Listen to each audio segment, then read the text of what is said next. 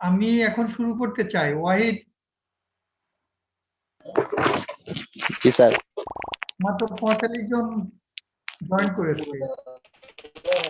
শুরু করে দেন sir, join হয়ে যাবে স্যার। চলে যাচ্ছে, আমি চেষ্টা করছি এখনই ঢুকে ক্লাস শুরু করে দেওয়ার। এই শেয়ার ইট আর কি, শেয়ার করছি আমি হ্যান্ড আউটটা আজকে দেখি।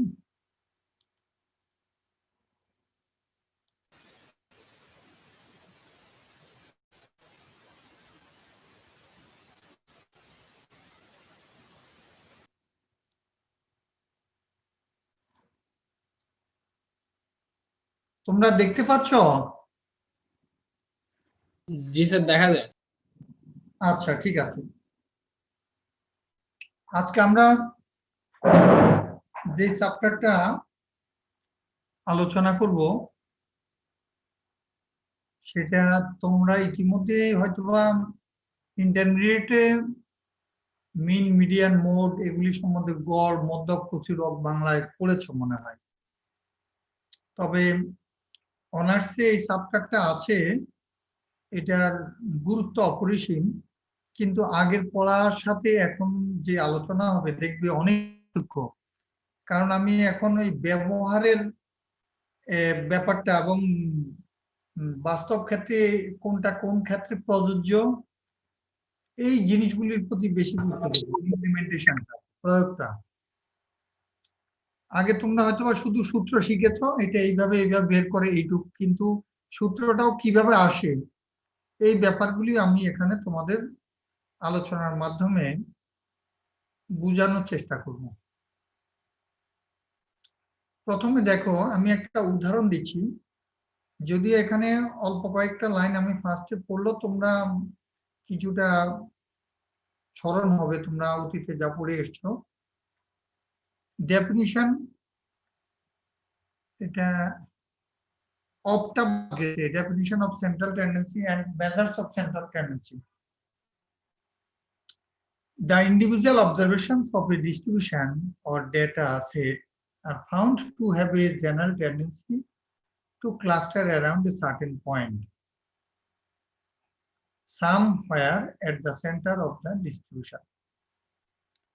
এখানে বলেছে যে কোন একটা ডিস্ট্রিবিউশনের কোন একটা ধরো ডাটা সেট যদি তুমি নাও, সেখানে একটা এরকম একটা প্রবণতা, স্বাভাবিক প্রবণতা দেখা যায় যে কেন্দ্রীয় কোনো মানকে ঘিরে অন্যান্য মানগুলি জড়ো হয়ে থাকার তাদের একটা প্রবণতা দেখা যায়, স্বাভাবিক প্রবণতা দেখা যায়। অর্থাৎ আমি যেমন তোমাকে যদি জিজ্ঞেস করি, তোমাদের প্রত্যেকেরই যদি জিজ্ঞেস করি যে তোমার মাসে কত টাকা খরচ হয়, কত খরচ হয় তোমার?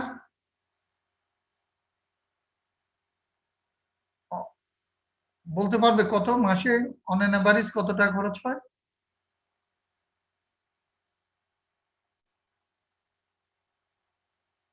এনিবডি? স্যার 5,000। 5,000। প্রত্যেক মাসে কিন্তু 5,000 টাকা খরচ হয় না। কোনো মাসে ধরো একটু কম হয়, কোনো মাসে একটু বেশি হয়। কিন্তু আমরা যখন জি, স্যার। বলি তখন আমরা মাঝামাঝি মানটা বলার চেষ্টা করি। যেমন ধরো কারো বয়স যদি ধরো 23 বছর 2 মাস বা 1 মাস, অনেক সময় 23 বছর বলে। কারো একটু কম আছে 1 মাস, তাও 23 বছর বলে। এরকম আমরা মাঝামাঝিটা বলার একটা আমাদের প্রবণতা আছে। এইখান থেকে এই কারণে এটাকে বলা হয় সেন্ট্রাল টেন্ডেন্সি। আমি এখানে লিখেছি যে এই ব্যাপারটাই, যেমন for example, if we observe the distribution of the height of a group of students in a class, height of most of the students are close to a certain central value. This tendency of the observations of distribution to cluster or concentrate around the center of the distribution is called central tendency. তাহলে আমরা এই মাঝামাঝি যে একটা মান, তো 5,000 বললাম, এই 5,000 এক্স্যাক্টলি তোমার কিন্তু 5,000 টাকা প্রত্যেক মাসে খরচ নাও হতে পারে, কোনো মাসে হয়তো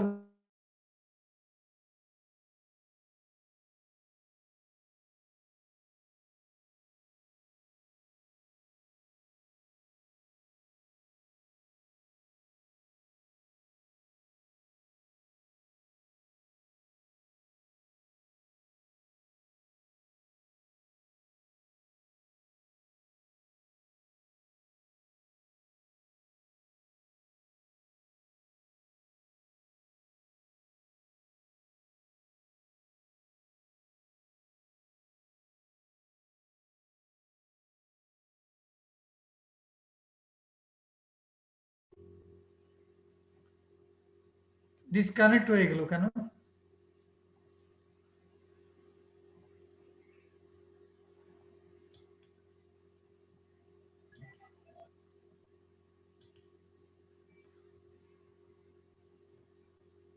এখন দেখতে পাচ্ছো? জি, স্যার। ডিসকানেক্ট হয়েছিল। আচ্ছা, তাহলে দেখো এখন আমরা এই যে মাঝামাঝি কোন মানকে ঘিরে অন্য মানগুলি জড়ো হয়ে থাকার একটা প্রবণতা রয়েছে, সেই কেন্দ্রীয় মানটা আমরা মেজার করার জন্য 5টা পরিমাপক বা মেজার্স অফ সেন্ট্রাল টেন্ডেন্সি হিসেবে পরিচিত 5টা আছে। যদিও mainly in broad sense we can categorize the measures of central tendency into 3 categories: mean, median and mode. But মিনকে আবার দেখা যাচ্ছে আমরা এখানে 3টি ভাগে ভাগ করতে পারি: arithmetic mean, geometric mean, harmonic mean. এখন দেখো এখানে হ্যান্ডআউটটা আমি একটু ঠিক করে দেব, কারণ অনেক ভুল ছিল, যে বই থেকে নিয়েছি অনেক কারেকশন করেছি আমি। তারপরে দেখো এখানে এই মিডিয়ানের সাথে কোয়ান্টাইলস লাগিয়ে দেওয়া হয়েছে। আমি এটা একমত নই, কারণ আমরা সেন্ট্রাল টেন্ডেন্সি মেজার করছি, এখানে কোয়ান্টাইলস, অনেকগুলি কোয়ান্টাইলস আছে, সবগুলি তো কেন্দ্রীয় মানকে মেজার করছে না, কাজে এটা আদার মেজার্স এর মধ্যে নেওয়া যেতে পারে, এখানের মধ্যে আনা ঠিক না। আমি এটা কেটে দেবো, হ্যান্ডআউট যখন পাঠাবো তখন কারেকশন পাঠাবো। আজকে পারবো কিনা জানি না, অন্য সময় পাঠাবো, কারণ আমি 4টার পরে একটু ব্যস্ততা আছে, আরেকটা কাজে যেতে হবে। তো আমি তাহলে এখানে দেখছি যে আমাদের মিডিয়ান এবং মোড। এখন চলো আমরা অ্যারিথমেটিক মিনটা, জিওমেট্রিক মিন, হারমোনিক মিন এগুলি বলার আগে একটু বলি যে একটা the main purpose of measuring central tendency of a distribution is to determine such a value which can be considered to be a representative one.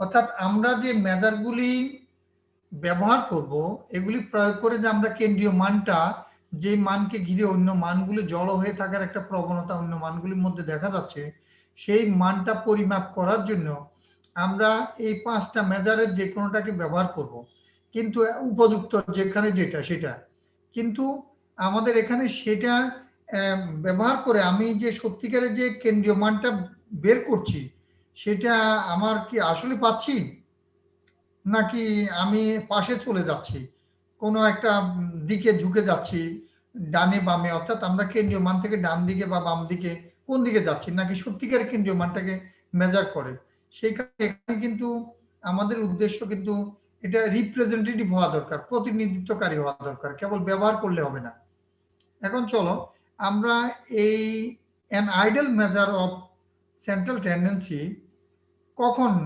বলতে পারি যে আদর্শ এই পরিমাপটা বা পরিমাপকটা আদর্শ সেই আইডিয়াল মেজার কখন বলতে পারি একটা মেজারকে তার জন্য আমাদের বৈশিষ্ট্য এই বইতে যেমন কয়টা আছে 5টা আরো বৈশিষ্ট্য আছে তোমরা আমি এখন হয়তো বা বোঝানোর সুবিধার্থে পড়ানোর সুবিধার্থে এই বইটা ফলো করছি methods of statistics professor doctor Abdur Rashid আহমেদের কিন্তু আরো ভালো বই অনেক আছে আমি সহজভাবে এই বইটাতে লেখা আছে তাই এটা তোমাদের প্রেজেন্ট করছি যেহেতু তোমাদের এই মুহূর্তে ক্যাম্পাসের বাইরে তোমরা আছো লাইব্রেরি ওয়ার্ক করা বা বই কালেক্ট করা করতে পারে সেই কারণে আমি এটি একটা গাইডলাইন হিসেবে ব্যবহার করছি কিন্তু তোমরা এক্সামিনেশন পারপাসে আরো নিজেরা বই পড়ে আরো নিজেদের এই হ্যান্ডআউটকে আপডেট করার চেষ্টা করবে এখানে এবং আমি লেকচারে হয়তো বা বাড়তি কথা বলবো সেগুলি একটু কোট করে রাখবে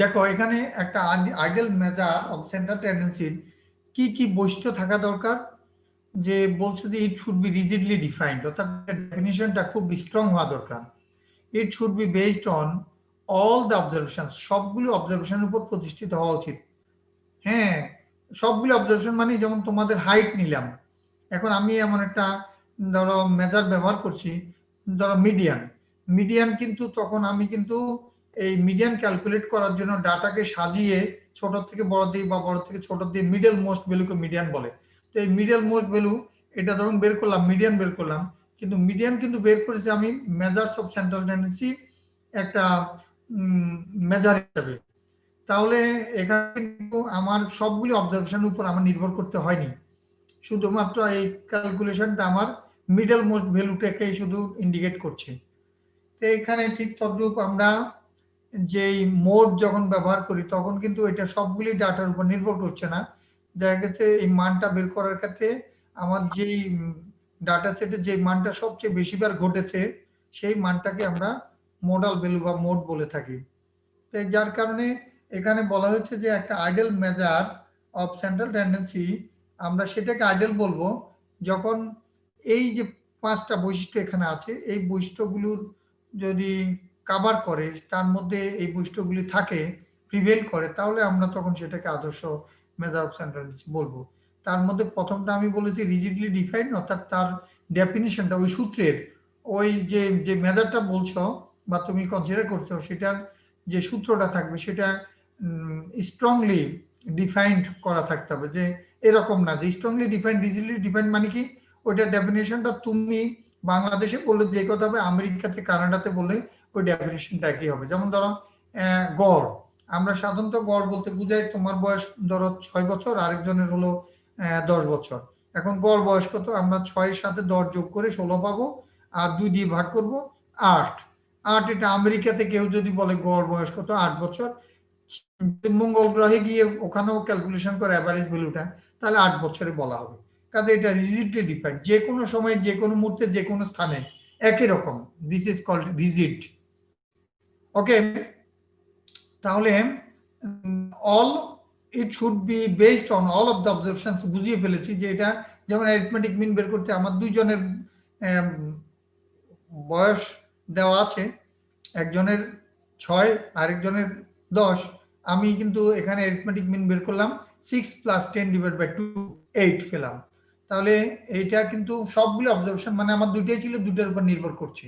এই কারণে এটাই বুঝাচ্ছি যে সবগুলো অবজারভেশন উপর প্রতিষ্ঠিত হওয়া দরকার। ইট শুড বি রিজিডলি কম্প্রিহেন্সিবল, অর্থাৎ সহজে যাতে এটা পড়ে বোঝা যায়, বোধগম্য হয়, অ্যান্ড ইজি টু ক্যালকুলেট, এবং সহজে হিসাব নিকাশ করা যায়। It should be suitable for further algebraic treatment, অর্থাৎ আমরা যে পরবর্তীকালে যাতে এই মেজারটা ব্যবহার করে, যেমন আমাদের ধরো মেয়েদের গড় ওজন দেওয়া আছে, ছেলেদের গড় ওজন দেওয়া আছে। এখন আমি যদি জানতে চাই যে ছেলে মেয়েদের একত্রে গড় ওজন কত হবে, একত্রে ছেলে মেয়েদের, তখন আমরা দেখা যায় মেয়েদের গড় ওজন জানা আছে, ছেলেদের গড় ওজন আছে, সংখ্যা জানা আছে, সেখান থেকে আমরা পুনরায় আরেকটা ফর্মুলা ব্যবহার করে আমরা কম্বাইন্ড মিন বের করতে পারবো। This is called further algebraic treatment. পুনরায় এই অ্যারিথমেটিক মিনটা ব্যবহার করা যাচ্ছে। আচ্ছা, বা অন্য কোনো মেজার পুনরায় যদি ব্যবহার করা যায়, সেটাকে আমরা বলবো it is suitable for further algebraic treatment. It should be least affected by sampling fluctuations.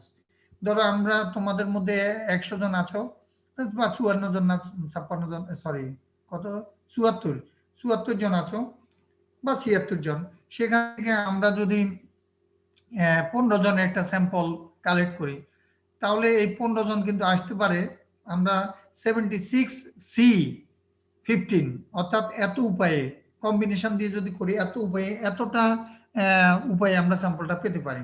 এখন ধরো যে এই 15 জন এসছে তোমাদের থেকে র্যান্ডমলি আমি সিলেক্ট করলাম, এই 15 জন এসে অন্য 15 জন আসতে পারত, তাহলে এরকম স্যাম্পল টু স্যাম্পল আমার যে মেজারটা আমি ব্যবহার করলে রেজাল্টটা স্যাম্পল টু স্যাম্পল ভেরিয়েশন সেটা হয় না, সেইটাকে আমরা আদর্শ মেজার হিসাবে বিবেচনা করব। যে 5টা এখানে আমি আদর্শ মেজারের বৈশিষ্ট্য আছে, তার মধ্যে স্যার হ্যাঁ বলো। স্যার অনেকের স্যার কানেক্ট হতে প্রবলেম হচ্ছে, অনেকেই জয়েন দিতে পারছে না ক্লাসে। তো কারণটা কি? স্যার কারণটা তারাও বুঝতে পারছে না স্যার, লিভ নিয়ে জয়েন নিলেও নাকি হচ্ছে না। তাহলে আমি কি বের হয়ে গিয়ে আবার দেখবো? স্যার একটু কাইন্ডলি যদি দেখতেন, কারণ অনেকেই ক্লাস করতে পারছে না। অথচ 51 জন আছে এখানে, ও বুঝছি অন্যরা চেষ্টা করছে না। জি স্যার, জি স্যার। আচ্ছা, আমি একটা কাজ করি, দেখি বেরিয়ে যাই নতুবা।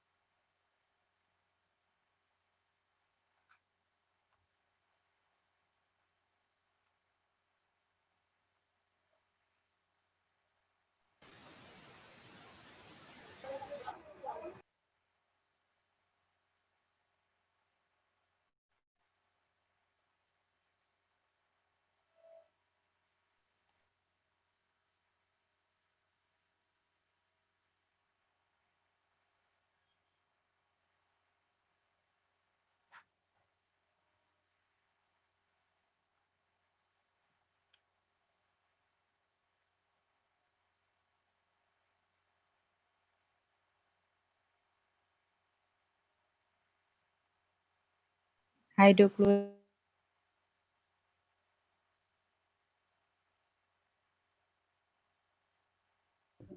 আসসালামু আলাইকুম। ওয়ালাইকুম আসসালাম।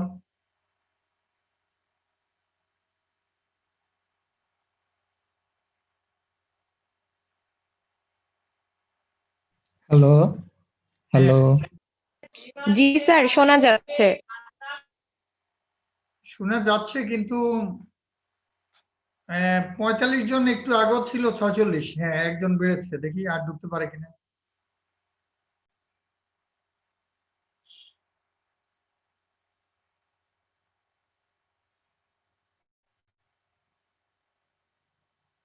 সাতচল্লিশ, 2 জন ঢুকেছে বেশি।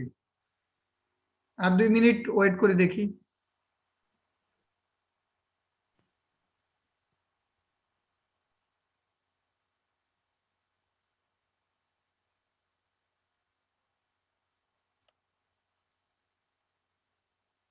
ঊনপঞ্চাশ,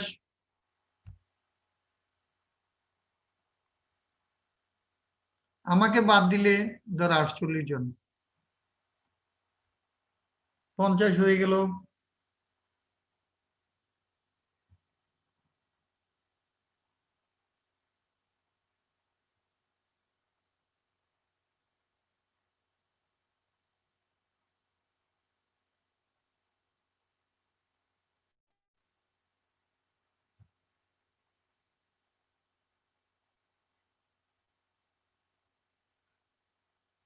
এখন 50 এসছে, কি করব?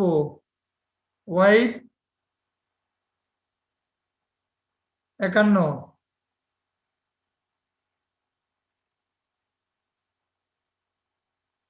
ওয়াহিদ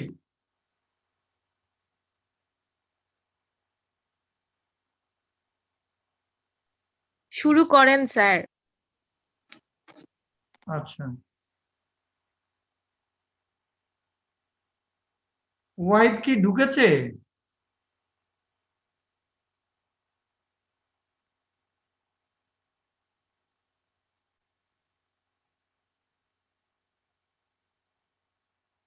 ওয়াহিদ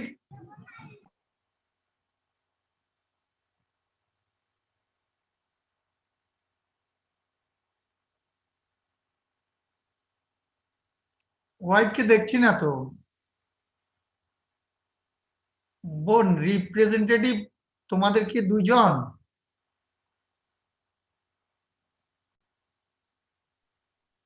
স্যার 3 জন। তুমি একজন, আরেকজন কে? ওয়াহিদ, আরেকজন? আরেকজন স্যার ফাহিম। আচ্ছা, ঠিক আছে, তাহলে আমি শুরু করছি। হ্যাঁ, জি স্যার। স্যার সাদ ওয়াহিদ মনে হয় নেট প্রবলেমের জন্য জয়েন দিতে পারছে না। ওয়াহিদ তো একটু আগে ছিল, তা হতে পারে। যাই, ঠিক আছে, আমি এখন 53 দিচ্ছি। তো অনেকটা ভালো, তোমার সাজেশনে আরো ধরো 7 জন ঢুকতে পেরেছে, 8 জন।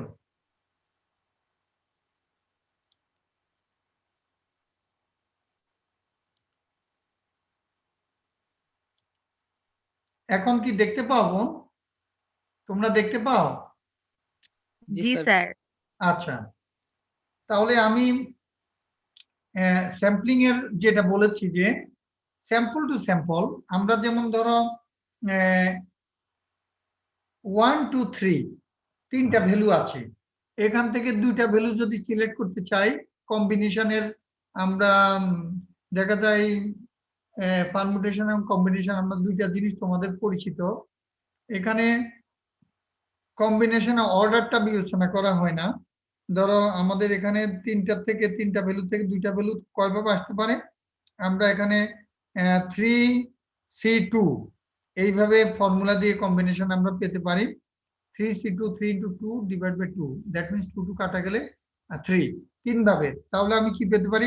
1 2 1 3 2 3, এই 3 ভাবে আমরা স্যাম্পল পেতে পারি। তিনটা, যদি আমার একটা পপুলেশন হয় 3টা ভ্যালু 1 2 3, তাহলে 3টা থেকে 2টার একটা আমরা স্যাম্পল যদি নিতে চাই, তাহলে আমি হয় পেতে পারি 1 2, নতুবা 1 3, নতুবা 2 3, এই 3 ভাবে স্যাম্পল আসতে পারে। তা আমাদের এখানে বলা হয়েছে সেই স্যাম্পলটা, সরি, সেই মেজার অফ সেন্ট্রাল টেন্ডেন্সিকে আমরা আদর্শ মেজার বলবো, আইডিয়াল মেজার বলবো, যেটার ক্ষেত্রে দেখা গেছে এই 5টা বৈশিষ্ট্যের সাথে ফুলফিল করবে। এবং লাস্ট ওয়ান যেটা আমি ডিসকাস করছি, স্যাম্পলিং ফ্লাকচুয়েশন দ্বারা লেস এফেক্টেড হবে, অর্থাৎ এই 1 2 এই স্যাম্পলটা সিলেক্ট করলে যে মানটা পাবো 1 3 এটাও তার কাছাকাছি মান পাবো, 2 3 কাছাকাছি মান যদি পাই, তাহলেই এই বৈশিষ্ট্যটা ফুলফিল করবে যে এই it is least affected by sampling fluctuation. Sampling fluctuation মানে এই স্যাম্পলটা না এসে যদি আরেকটা স্যাম্পল আসতো বা আমি হাতে পেতাম, তাহলে আমার অ্যাভারেজ ভ্যালুটা আমি কত পেতাম। তা এটি আর কি, যে যেই মেজারেই ব্যবহার করি না কেন, সেই মেজার যদি এরকম বৈশিষ্ট্য থাকে যে স্যাম্পলের কারণে মানের তেমন একটা বেশি পার্থক্য হচ্ছে না, তাহলে ওইটা আমরা আদর্শ measure of central tendency ideal measure হিসাবে বিবেচনা করব। এটা গুরুত্বপূর্ণ ব্যাপার। আর এখানে নেক্সট আমি চলে যাচ্ছি অ্যারিথমেটিক মিন স্পেসিফিক্যালি। এটা আসলে আমরা মিন যখন বলি তখন অ্যারিথমেটিক মিনকে বুঝে থাকি অ্যারিথমেটিক মিনকে বোঝানো হচ্ছে, কাজেই শুধু মিন বলা মানে অ্যারিথমেটিক মিন। আর যখন অন্য মিনগুলি বলা হবে তখন জিওমেট্রিক মিন নাম উচ্চারণ করা হবে, হারমোনিক মিন নাম উচ্চারণ করা হবে, কিন্তু শুধু মিন বললে অ্যারিথমেটিক মিনকে সাধারণত শুধু মিন বলা হয়। যদি অ্যারিথমেটিক শব্দ ব্যবহার করে মিন বলা অর্থ হলো সংখ্যাগুলি যোগ করে যতটা সংখ্যা আছে তত দিয়ে ভাগ করা বোঝানো হয়। অ্যারিথমেটিক মিন সাধারণত দুই রকম, সিম্পল অ্যারিথমেটিক মিন আর weighted arithmetic mean. Simple arithmetic mean হলো যেটা ইউজুয়ালি আমরা গড় বলতে যা বুঝিয়ে থাকি সেই জিনিসটা, অর্থাৎ যতগুলি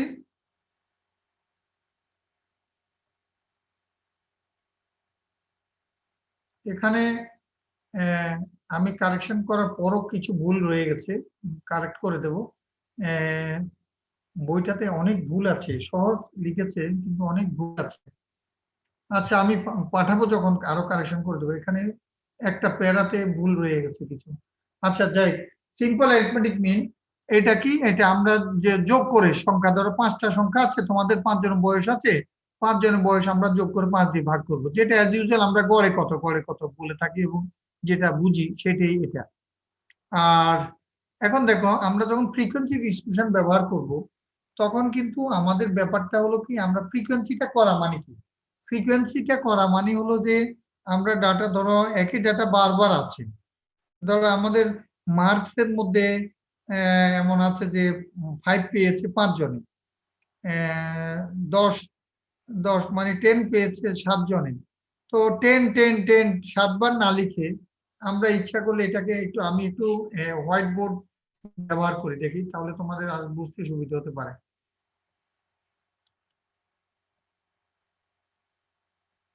53 জনে আছো তোমরা, ধরো হোয়াইট বোর্ড যদি ব্যবহার করি, এখানে ধরো আছে 5 5 5 6 6 6 let us say আরেকটা আছে 6। এখন আমি এগুলি যোগ করব, অ্যারিথমেটিক মিন বের করব। হ্যাঁ, অ্যারিথমেটিক মিন বের করতে চাই, কি রকম করে করব? আমরা স্বাভাবিকভাবে 5 যোগ 5 যোগ 5 যোগ 6 যোগ 6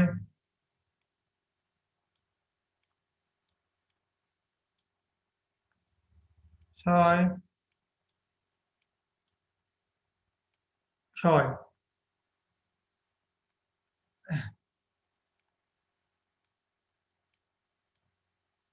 7 দিয়ে ভাগ করলাম। এখন দেখো এই যে ডাটাগুলি আমি ইন্ডিভিজুয়ালি লিখেছি, যোগ করেছি, এখানে আমি 5 3বার লিখেছি। 5 3বার লিখা যে কথা, আমি যদি 3 দিয়ে 5 কে গুণ করে দিই, 5 3বার যোগ করে আমি 15 পাচ্ছি, আর 3 দিয়ে যদি 5 কে গুণ করে দিই তাও 15 পাচ্ছি। কাজে 5 এর ফ্রিকোয়েন্সি আমি 3 বলতে চাচ্ছি, 5 এর ফ্রিকোয়েন্সিটা আমি 3 বলতে চাচ্ছি। আর এখানে যেমন 6 আছে কয়বার, 4বার। আমি এই 4বার 6 যোগ করা যে কথা, 4 দিয়ে যদি 6 কে মানে আমি যদি গুণ করে দিই তাহলে কিন্তু আমি 24 পাচ্ছি। তো এইভাবে না লিখে আমরা মানে কনডেন্স করার জন্য, ছোট করে আনার জন্য ইচ্ছা করলে ফ্রিকোয়েন্সি ব্যবহার করতে পারি। এই কারণে ফ্রিকোয়েন্সি শব্দটা বা এই ফ্রিকোয়েন্সির প্রয়োগটা এত গুরুত্বপূর্ণ আমাদের কাছে। স্ট্যাটিস্টিক্সে টু কনডেন্স দ্য ডেটা, এটা অত্যন্ত গুরুত্বপূর্ণ। এখন দেখো আমাদের এরপরে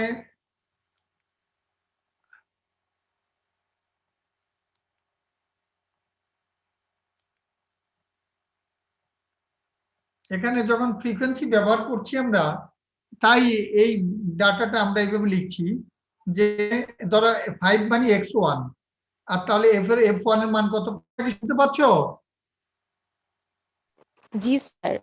হ্যাঁ, তাহলে এখানে ধরো f1টা হলো কত, এই যে আমি যে एग्जांपलটা দিয়েছি, ধরো এখানে x1 এর মান 5, আর f1 এর মান হলো কত, 5 যদি x1 হয় তাহলে f1 এর মান কত ধরবো, 3 ধরবো, 3 প্লাস f2 x2। এখন x2 এর মান যদি 6 হয় তাহলে f2 এর মান কত বলো,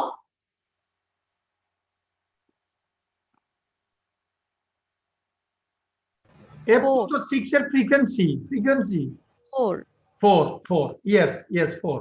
এরকম আরো যদি ভ্যালু আমরা ধরতাম তাহলে এইভাবে আমরা লিখতাম।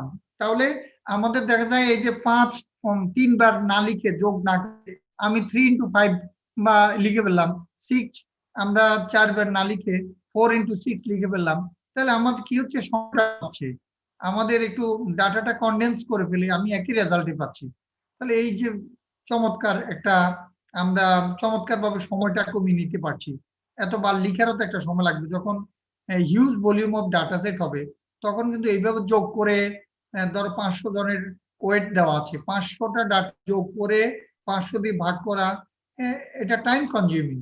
সেই ক্ষেত্রে আমরা যদি ডাটাকে এইভাবে ফ্রিকোয়েন্সিতে কনভার্ট করে ফেলি তাহলে আমাদের আরো সহজে আমরা ক্যালকুলেশনটা করতে পারবো এবং সময়টা আমাদের সেভ হবে আর কি।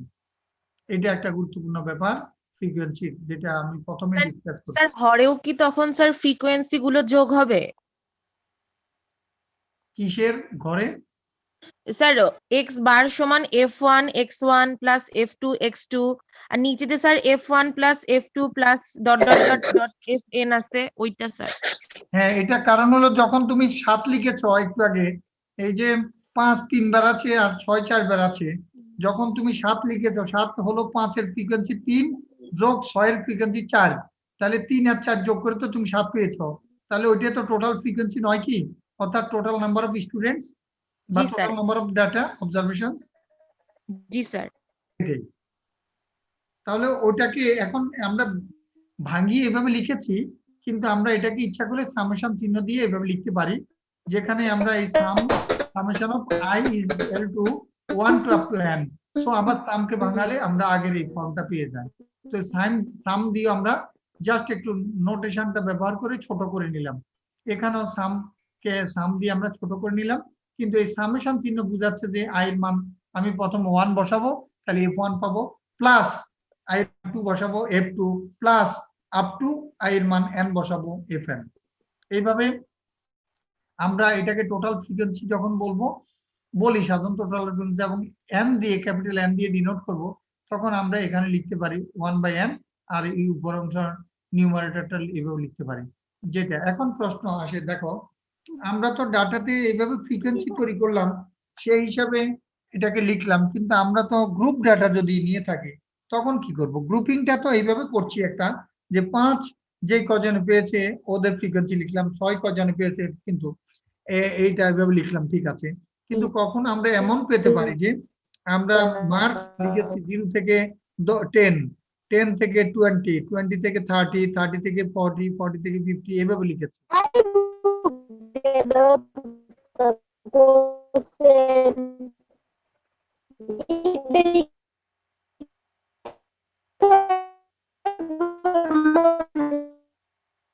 সমস্যা হচ্ছে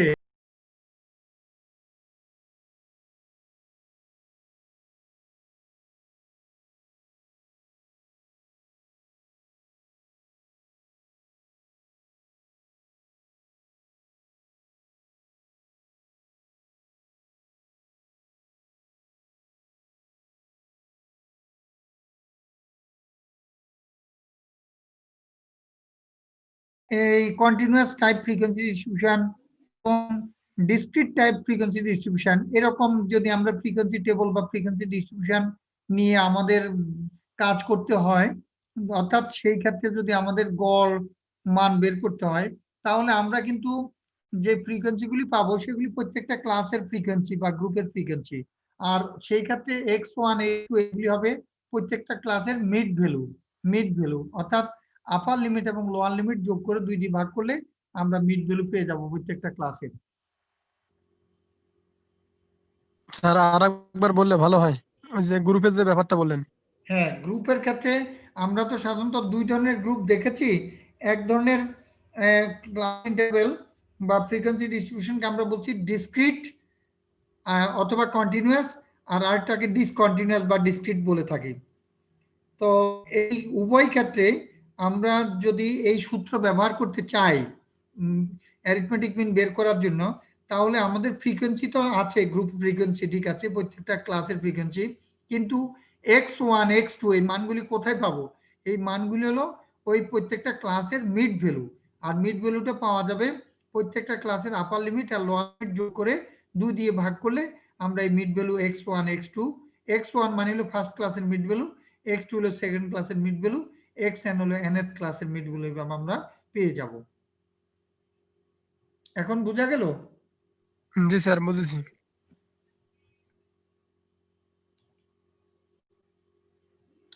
আরেকটা অ্যারিথমেটিক মিন যেটা আমি একটু আগে বলেছি যে ওয়েটেড অ্যারিথমেটিক মিন হিসাবে আমরা ভাগ করেছি। তবে ওয়েটেড অ্যারিথমেটিক মিনটা কি জিনিস? যেমন ধরো আমাদের বোনদের, তোমাদের সাথে যারা বোনেরা আছো, তাদের গড় ওজন ধরো 50 কেজি, আর ছেলেদের গড় ওজন 60 কেজি। কেউ মাইন্ড করো না, এমনি আমরা বোঝানোর জন্য বলছি। হ্যাঁ, বলেছেন আমাদের ওজন কমিয়ে দিলেন কেন? তাহলে তো আমি জাস্ট একটা বোঝার জন্য একটা উদাহরণ দিলাম।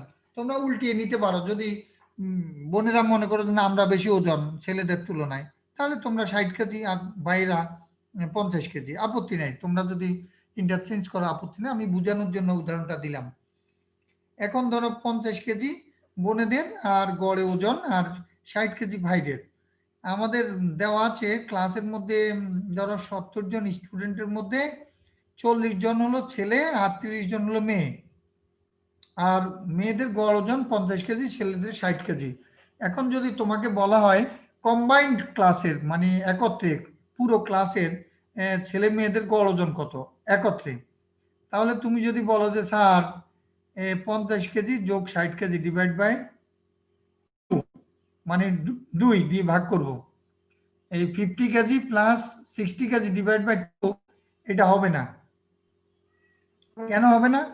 কারণ হলো এখানে সংখ্যাটা যদি সমান হতো তাহলে আমরা যোগ করে 2 দিয়ে ভাগ করতে পারতাম।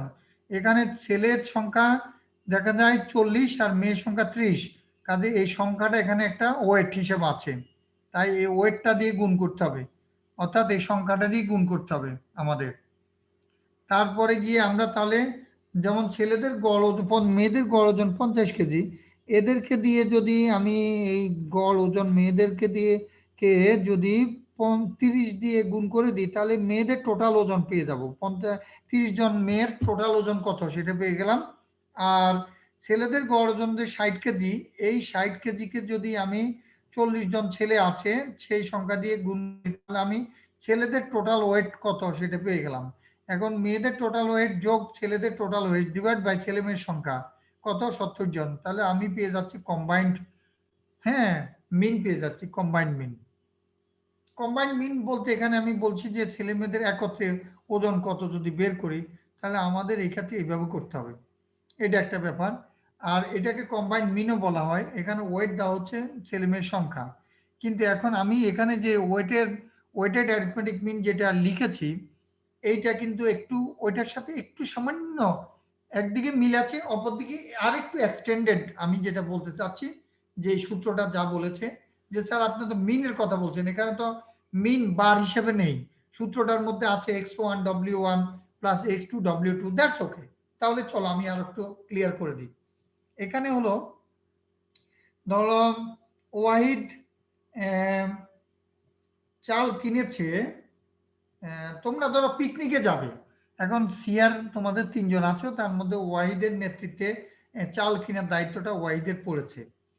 তো ওয়াহিদ চাল কিনেছে, পোলাও চাল কিনেছে 100 টাকা করে কেজি, 100 টাকা কেজি চালের কেজি, আর 40 কেজি পোলাও চাল কিনেছে ফাইন রাইস।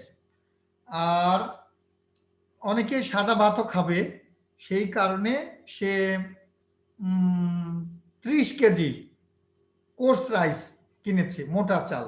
মোটা মানে ধরো আমি যদি বলি ফাইন রাইস, আর কোর্স রাইস বলতে আমি নাজির সেলও বুঝাতে পারি, কাঠারি বগু বুঝালাম, ধরো যে কোনো একটা অন্য চাল ফাইন রাইস ছাড়া। তাহলে এখানে দেখা যায় 40 কেজি কিনলো ফাইন রাইস, সেখানে 100 টাকা করে কেজি। আর নাদির শাইল বা কাঠারি বগ চাল সেটা 30 কেজি কিনেছে 60 টাকা করে কেজি। এখন আমি যদি বলি যে চালের প্রতি কেজি চালের গড় মূল্য কত, ফাইন এবং কোর্স দুটা মিলিয়ে, তাহলে তোমরা কত বলবে, কিভাবে বের করবে?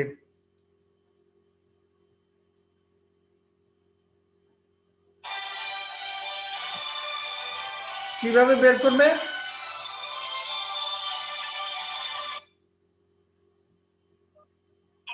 আমি ক্লাসে আছি, একটু পরে অনলাইন ক্লাস আছি।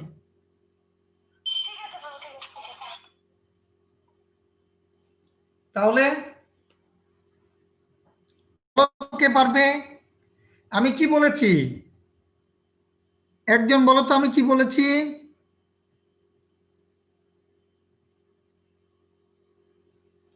চল্লিশ কেজি ফাইন রাইস, টাকা কত, কত করে কেজি ফাইন রাইসের?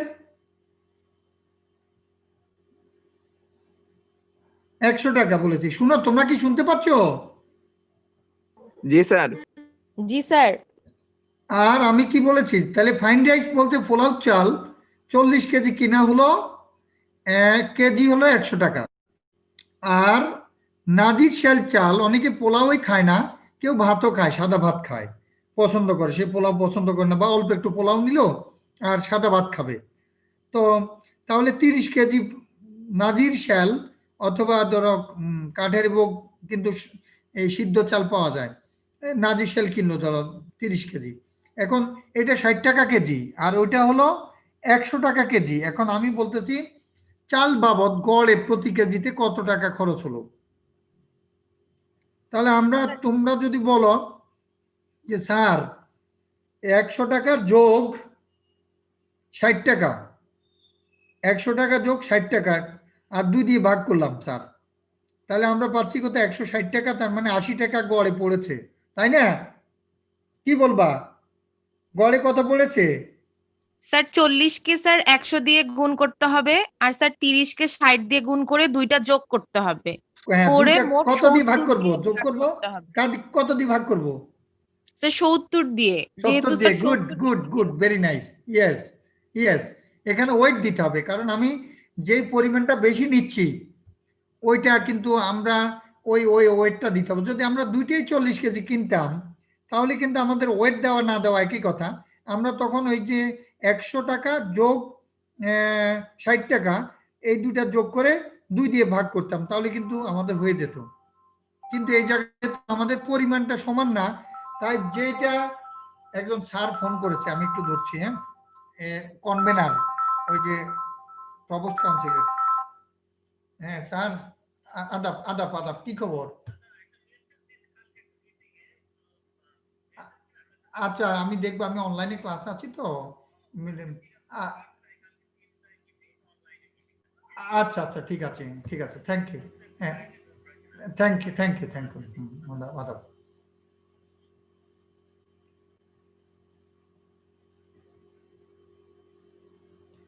তাহলে তোমরা কি বুঝতে পেরেছো? কে বুঝতে পারোনি বলো? কেউ যদি না বুঝে থাকো বলো। স্যার একটা কোশ্চেন ছিল। বলো, কোশ্চেন করো। স্যার যদি পোলাওয়ের চালও যদি আমরা 40 কেজি কিনি, আবার ভাতের চালও যদি আমরা 40 কেজি কিনি, তখন কি স্যার আমরা কত দিয়ে ভাগ দিব? তখন তো দেখো, তুমি যদি 40 পূরণ 100 লিখো, যোগ 40 পূরণ 60 লিখো, আর ডিভাইড বাই 70 লিখো, 70 মানে কি 40 যোগ 40, সরি 80, 40 যোগ 40 80, তাহলে তোমার কি হচ্ছে, 40 কমন নাও, 40 কমন নিলে কি আসছে, 40 যদি উপর থেকে কমন নাও তাহলে তোমার আসছে 100 যোগ 60, নিচে আসছে কি 40 কমন নিলে 1 যোগ 1 তাহলে 2, তাহলে 40 40 কেটে দাও, তার মানে আসছে কি 100 যোগ 60 ডিভাইড বাই, ভাগ করছো কত দিয়ে, 2 দিয়ে, তাহলে কি হচ্ছে, তার মানে যদি দুইটার কোয়ান্টিটি সমান হয় তাহলে ওয়েট সমান, সেই ক্ষেত্রে জাস্ট ওই কত টাকা করে কিনেছো সেই টাকাটা যোগ করে 2 দিয়ে ভাগ করলে হয়ে যাবে প্রত্যেকটা আইটেম। ক্লিয়ার? জি স্যার। তখন ওয়েট দেওয়া না দেওয়া একই কথা, কারণ ইকুয়াল ওয়েট, ওয়েট দেওয়া না দেওয়া একই কথা, মানে ওয়েটটা ইকুয়াল, কিন্তু যদি পরিমাণ তুমি ভিন্ন কিনো তাহলে অবশ্যই তোমাকে সেই পরিমাণ দিয়ে, যেটা বেশি কিনবা ওটার ওয়েট বেশি, ওইটার ওয়েট বেশি, তাই ওয়েট দিয়ে গুণ করতে হবে, নাহলে কিন্তু তখন অ্যাভারেজ ভ্যালু যদি যোগ করে 2 দিয়ে ভাগ করো অ্যাপ্রোপ্রিয়েট অ্যাভারেজ হবে না। ক্লিয়ার? জি স্যার। কারো প্রশ্ন আছে আর?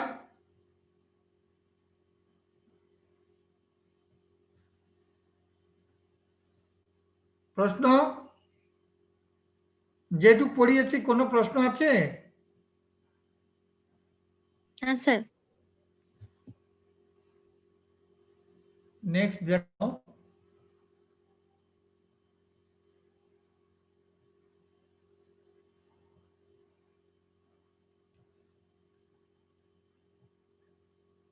প্রপার্টিজ অফ অ্যারিথমেটিক মিন। যেমন দেখো, অ্যারিথমেটিক মিন হলো কি, আমরা দেখো এখানে তুমি যদি গড় মান থেকে প্রত্যেকটা মান পার্থক্য নাও তাহলে কিন্তু যোগ করা 0। আমি একটা কাজ করি, তোমাদের সাথে শেয়ার করে হোয়াইট বোর্ড ব্যবহার করছি, দেখো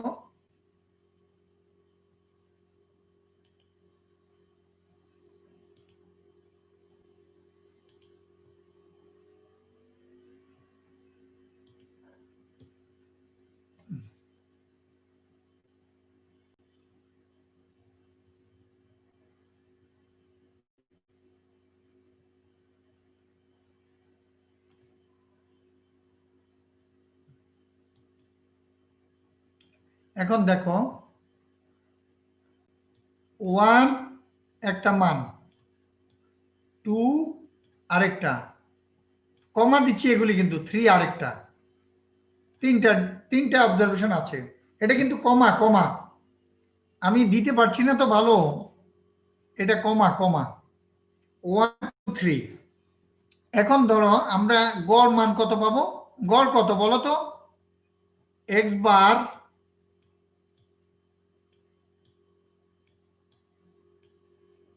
ওয়ান প্লাস 2 প্লাস 3,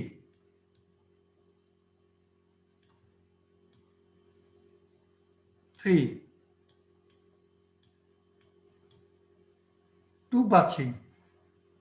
আচ্ছা এখন আমার দেখো, আমি বলতে চাচ্ছি যে এই গড় মানটা প্রত্যেকটা মান থেকে যদি বিয়োগ করো আর যোগ করো তাহলে আমরা 0 পাবো, দেখো। আচ্ছা 1 - 2 যোগ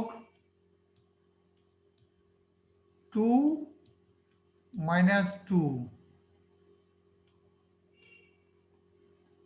যোগ 3 - 2 কত পাই দেখো তো,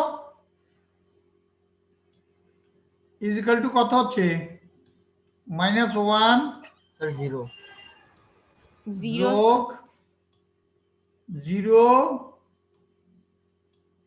যোগ +1 1 কত হয়, -1 + 0 + 1 কত, 0 0 0 হয় 0। তার মানে এটা -1 আমি লিখতে পারিনি প্রথমটা, এই যে এটা -1 কার্সর দিচ্ছি তো লিখতে অসুবিধা হচ্ছে। তাহলে আমরা দেখছি যে মানে গড় মান থেকে অন্য মানগুলো যদি ডিফারেন্স নাও, অর্থাৎ গড় মান বিয়োগ করা, প্রত্যেকটা মান থেকে গড় মান বিয়োগ করা যোগ করা, তাহলে আমরা যে ভ্যালুটা পাবো সেটা 0 পাবো, অলওয়েজ অলওয়েজ। এটা থিওরিটিক্যালি এস্টাবলিশড। ক্লিয়ার? এটা ক্লিয়ার হয়েছে? পরিষ্কার তোমাদের কাছে এটি? জি স্যার।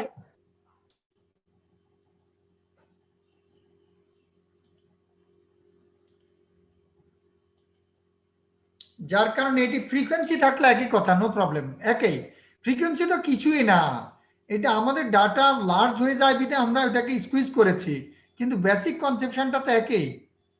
কাজেই প্রত্যেক ক্ষেত্রে এটি, এই দেখো প্রমাণটা কি করেছি, এখানে প্রমাণ করেছি।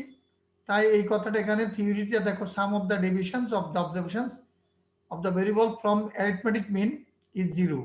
আচ্ছা, এখন দেখো ফ্রিকোয়েন্সি থাকলে কি হচ্ছে, আমরা এইভাবে এই বাম পাশ ইজ ইকুয়াল টু লিখলাম, এই সামেশনকে ভাঙিয়ে দেব, এই এফ দিয়ে গুণ করে দাও, গুণ করে দিয়ে সাম উভয় ক্ষেত্রে নিয়ে নাও। এখন সামেশনটা কনস্ট্যান্টের উপর সাম বসে না, যেখানে আই আছে সেখানে সাম কাজ করবে। এখানে এটা ফিক্সড ভ্যালু, অ্যারিথমেটিক মিন এটা এক্স বার, এটা কনস্ট্যান্ট টার্ম, সো এটা সামের বাইরে চলে যাবে। আর এইটাকে কি লিখতে পারবো আমরা, অ্যারিথমেটিক মিনের সূত্র শিখেছি, x bar is equal to summation of F i divide by x I divide by n. So আমরা এটাকে লিখতে পারি আড়াআড়ি গুণ করলে, অ্যারিথমেটিক মিনের সূত্রটা আমরা এটা লিখেছি না, এই যে summation of F I X I divide by N arithmetic mean, দেখো উপরে এই যে অ্যারিথমেটিক মিনের সূত্রটা কি, X bar is equal to এই capital 1 by N into summation of F I X I. So summation of F I X I is লিখতে পারি এন এক্স বার আড়াআড়ি গুণ করে লিখতে পারি। কাজে এই জায়গাতে আমরা যদি বসিয়ে দিই এখানে N x bar minus x bar সামের বাইরে যদি নিয়ে আসি, আর এখানে সামেশন অফ এফ আই মানে টোটাল ফ্রিকোয়েন্সি এন, তাহলে এন এক্স বার, তাহলে N x bar minus x bar N, no problem, এটা এন এক্স বার বলা যায়। সেই হিসেবে আমরা বিয়োগ করলে কত পাই, 0 পাই। ক্লিয়ার? বুঝতে পেরেছো?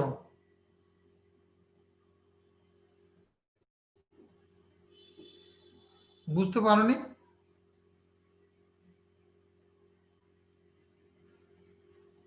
জি স্যার। কারো প্রশ্ন? কারো যদি প্রশ্ন না থাকে আমি এখানে রাখছি, কারণ আমার একটু ব্যস্ততা আছে। স্যার প্রশ্ন নেই। আচ্ছা,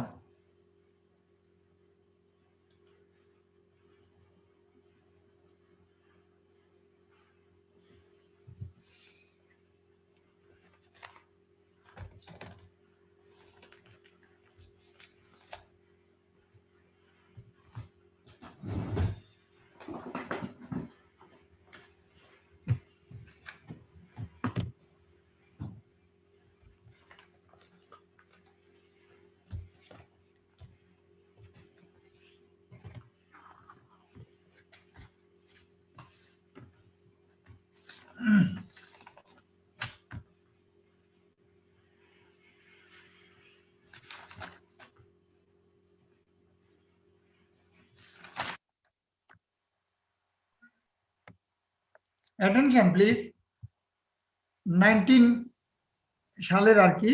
আমরা এখানে ফার্স্ট আলপনা Khatun 1 Yes, sir. 2 3 Yes, sir. 4 Yes, sir. 5 Yes, sir. 9 9 Y তুমি বলবা 9 আছে? জি sir. 11 Yes, sir. 12 Mahmuda Akter বলো আছে কি নাই? জি স্যার আছে। 14 মুসলিউদ্দিন আছে sir. 15 Present, sir. 17 Yes, sir. 18 18, sir. ঠিক আছে ওকে। অর্ণব 19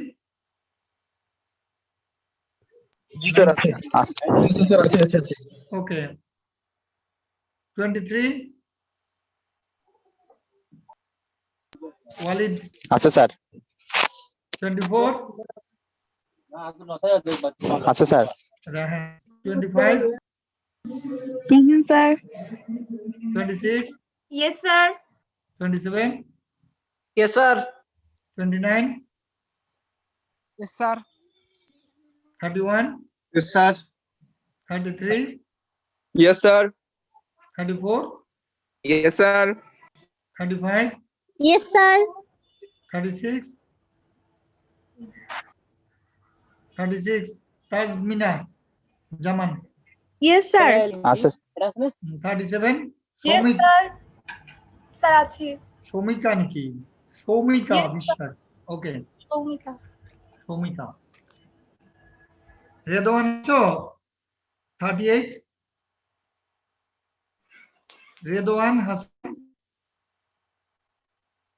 38 নেই মনে হয় এটা এই আইডিটা নেই যাচ্ছে না। আছো ওয়াইড বলো তো প্রেজেন্ট না অ্যাবসেন্ট না স্যার ও। আচ্ছা 39 সাদিয়া আফরিন Yes, sir. 40 আজমির হোসেন 40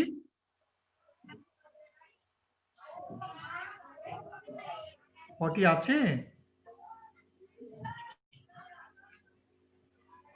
আমি তো দেখতে পাচ্ছি না 40 কোথায়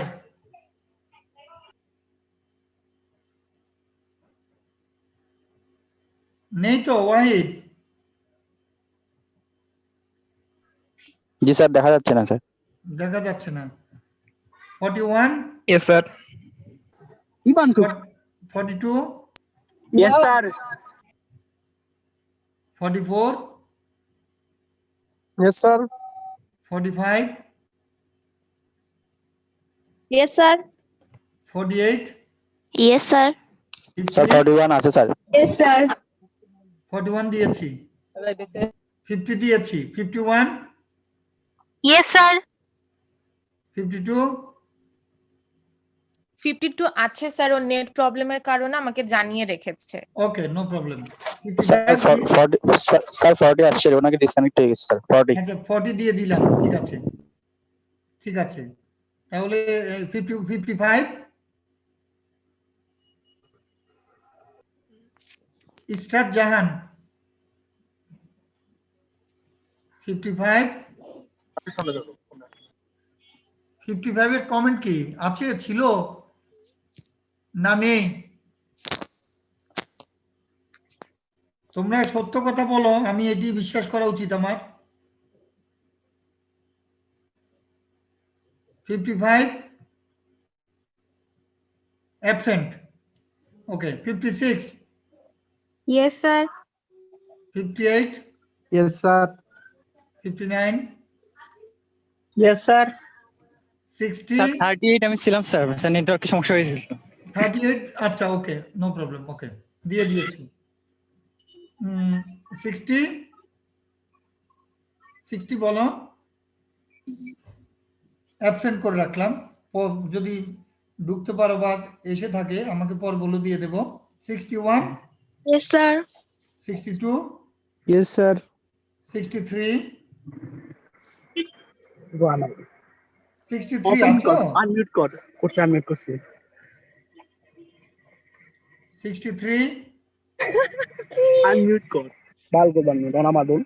63 attend, Unmute কর। কুড়ি কথা কইতেছিস।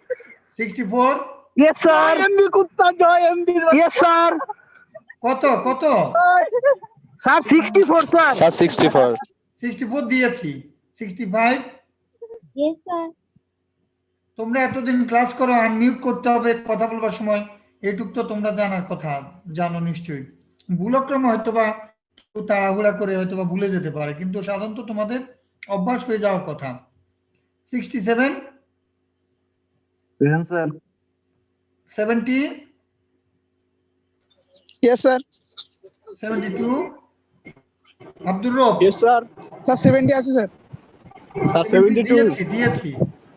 আমি না ক্লিয়ার শুনি, তোমরা হয়তোবা, আমার তো ব্রডব্যান্ড কানেকশন, তোমরা অনেক সময় দেখা গেছে তোমাদের তো ওয়াইফাই বা কারো হয়তোবা এমবিটি না, সে নেটের সমস্যা থাকতে পারে। আমি কিন্তু তোমাদের কথা খুব সুন্দর শুনি।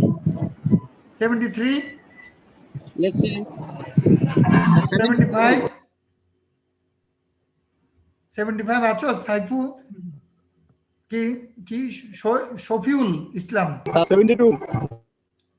72, 72 দিয়েছি ভাই।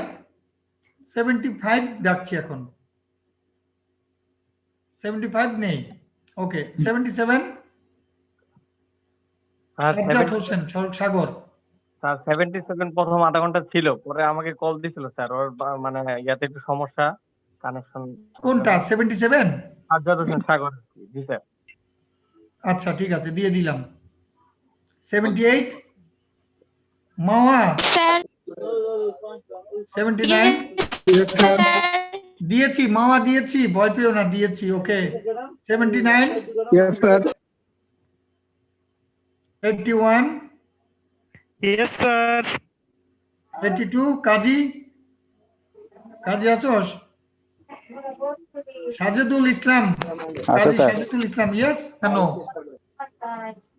আছে স্যার আছে। Susmita সাহাতমা, Yes, sir. 86 আছো? Yes, sir. 89, yes sir. 91, Shakib Al Hasan. Shakib আছো? সাকিব অ্যাবসেন্ট করে দিলাম, থাকলে বলবা। সঞ্চিতা পাল, Yes, sir. ইরফান আকবর, Yes, sir. মেরাজ হাসান আলিক। এটা কি মেরাজ পড়ে না Yes, sir. মিরাজ? এমি, দুইটাই আছে। ও দুইটাই বলে। না, তুমি কোনটা বলো? আমি মিরাজ বলি। মিরাজ, তাহলে আমি মিরাজ বলবো, কারণ একার ইতে একার হয়তো, ওই কারণে আমি মেরাজ বলছি, মাইন্ড করো না। ওকে স্যার, প্রবলেম নেই, ঠিক আছে। আচ্ছা, 18 সালের দেখবা ওই বিদেশিরা যে কোনো জন পড়লে তো মেরাজে পড়বে। আচ্ছা, এখানে দেখো জি, স্যার। 18 সালের 19 শেখ ফরিদ। ফরিদ আছো? Nazia Bilkis, Yes, sir. Sumaiya Khatun, Yes, sir. Arafat সরকার, মুন্না। 31 আছো? অ্যাবসেন্ট। আচ্ছা, 34 আরাবি হাসান বিমল। ওকে, শরীফুল ইসলাম 40, 18 সাল 40 শরীফুল ইসলাম অ্যাবসেন্ট। 50 প্রবলেম হইছে ওর। Yes, sir. ও আচ্ছা, দিয়ে দিলাম, নেট প্রবলেম হলে দিয়ে দিলাম। Sir, 50. 15 দিলাম, সুলতানা দিলাম, ঠিক আছে, Nasrin Sultana. Yes, sir. Asit Kumar Mondal 52। Asit, sir ওর বাসায় কারেন্ট চলে গেছে স্যার, অসিতের বাসায় কারেন্ট চলে গেছে। আচ্ছা আমি দিলাম, ওকে। এখন Sumaiya Jannat, Yes, sir. Marjana Godhuli, Yes, sir. 85, yes sir. Rafi আছো, জি, স্যার, আবিদা আছি। সুলতানা আছো? জি sir. Thank you very much. Sir হ্যাঁ বলো। স্যার 75 19 এর স্যার, ও কারেন্ট চলে গেছে তো স্যার, কল দিয়ে বলতে স্যার। 75